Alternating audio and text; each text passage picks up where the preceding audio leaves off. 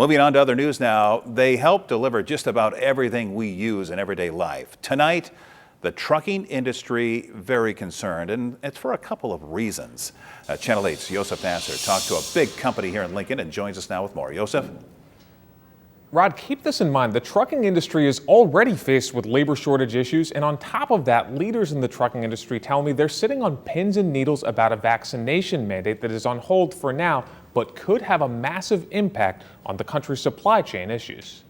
The whole mandate issue is a very much a concern. It would be a huge issue to our industry. Ton Ostergaard, CEO of Crete Carriers, says like many industries, the trucking industry is struggling to find enough drivers. Labor is still the single biggest issue that's challenging our ability to do what we do. Complicating the labor shortage issue for the trucking industry are federal vaccine mandates. In January, the Biden administration will require that all truck drivers who cross the border be vaccinated. Kent Grisham, president of the Nebraska Trucking Association, says this particular mandate is not of concern to Nebraska truckers. Those drivers who aren't vaccinated can be rerouted to where they don't run across the border. We're not really that concerned about that.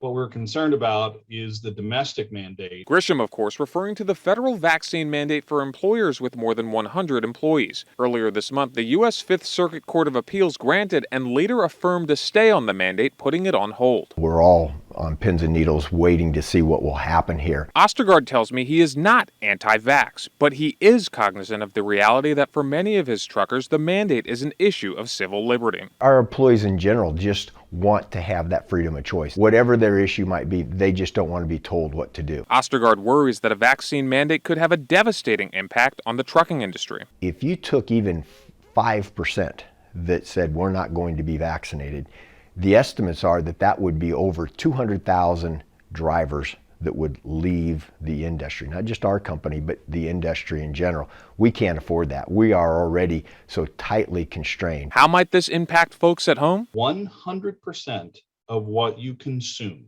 whether it's food, fuel, shoes, clothing, stuff for your house, all of that has spent some time on a truck. If you choke down the availability of trucks even more than what we already have, you're going to see more empty shelves.